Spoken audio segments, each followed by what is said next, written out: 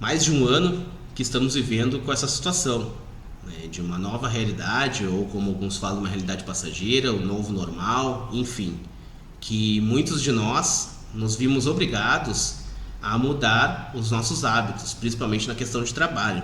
Muitas pessoas optaram por fazer home office, outras, pela sua atividade, se viram obrigadas a ficar em casa ou pela sua condição de saúde.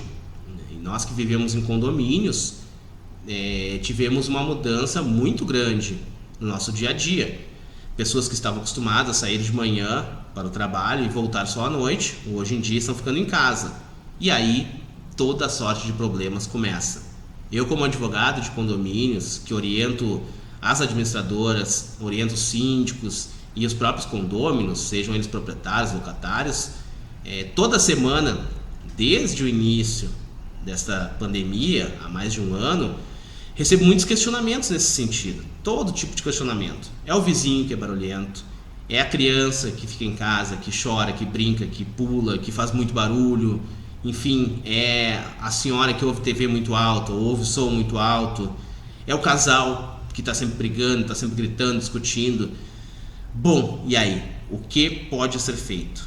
Na verdade, eu não vou trazer a solução definitiva, porque é uma situação muito complicada. O que eu vou tentar trazer aqui são alguns caminhos, e aí você vai ter que medir qual é a melhor solução. Vai ter que ponderar as opções, realmente botar na balança e ver o que é possível ser feito.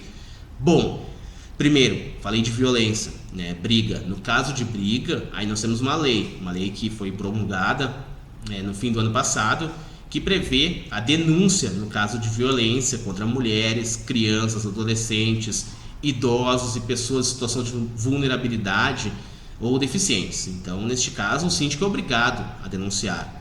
Então, no caso de violência, temos uma resposta mais direta. Bom, e nos outros, que a gente tem aí o vizinho que é barulhento, a criança que faz muito barulho também. Tem gente que falou, por exemplo, num ponto que é interessante trazer para esclarecer, que é o do horário de sossego.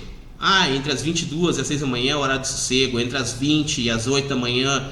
Vejam que as pessoas trazem esse horário. E qual é a lei que regulamenta? Não existe uma lei. Não tem uma lei que diga o horário de sossego é de tal a tal hora. Às vezes está na convenção de condomínio, no regimento interno. O que se tem, é que a pessoa que se sentir perturbada tem todo o direito, independente do horário que for, a buscar que cesse essa perturbação. A liberdade de um começa onde acaba do outro e vice-versa. Então, esse é o primeiro ponto. O que tem que ser verificado?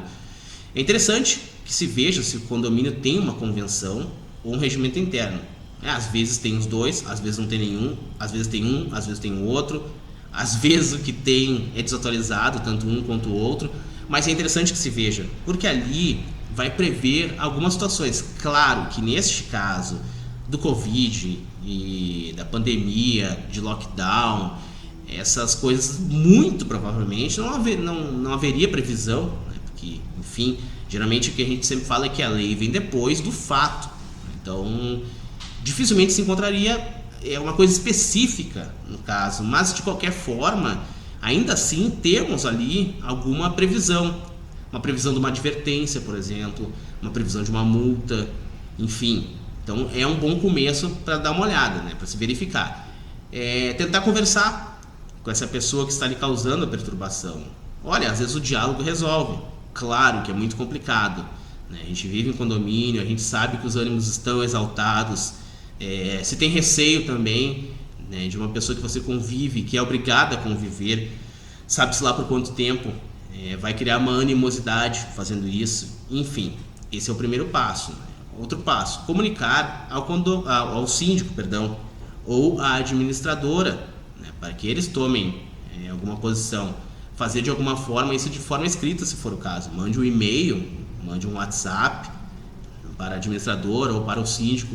Não mandem este tipo de reclamação dentro do grupo de WhatsApp do condomínio. Não é o foro adequado para se discutir esse tipo de questão, uma questão que você vai estar expondo, ainda que a pessoa o seu vizinho esteja lhe perturbando, você vai estar expondo ele de uma forma desnecessária. Então, muito cuidado, porque aí você pode acabar gerando um novo problema.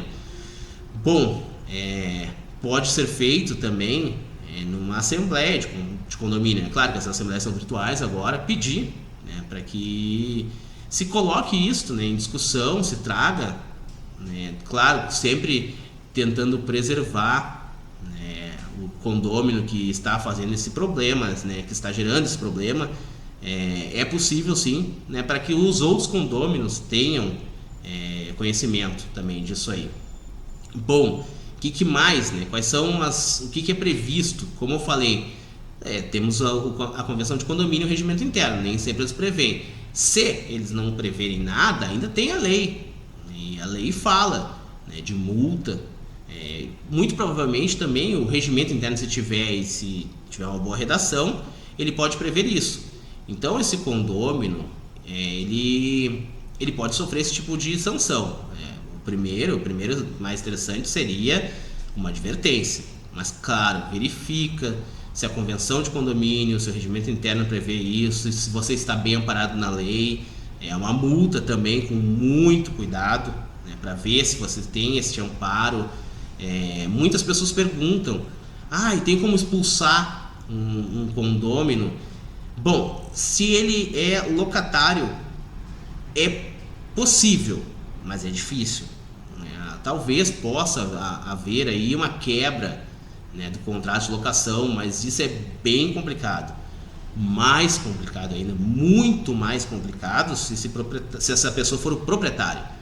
Existe sim algumas pouquíssimas decisões que previram isso, mas são poucas as decisões que, vamos dizer assim, expulsaram um proprietário de um condomínio. É raro, é um caso extremo, então isso demora também muitos anos, então não solucionaria o problema.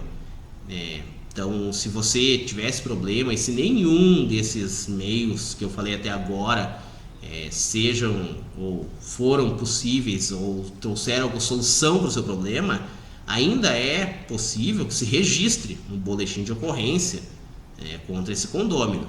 De novo, o que a gente tem que levar em consideração e ponderar muito é que a gente convive, né, obrigado a conviver com esse condômino, enfim, todos nós, né? Então, em qualquer atitude dessas aí, não só no boletim de ocorrência, mas em qualquer atitude a gente tem que ponderar, né? Porque muitas vezes um problema pequeno gera um maior, né? Mas é claro que se você está se sentindo prejudicado efetivamente, você tem que buscar uma forma de cessar. Aqui estão alguns dos caminhos, né? Eu peguei um compilado de perguntas e estou trazendo respostas genéricas. Cada caso que me é trazido, aí sim, um caso concreto, a gente verifica o que melhor pode ser feito. Aqui são só algumas perguntas compiladas e algumas respostas hipotéticas compiladas. Então, você que está vivenciando esse problema, o ideal é conversar com quem entende, né, com um advogado que entenda deste ramo, né, assim como conversar com o administrador e com o síndico.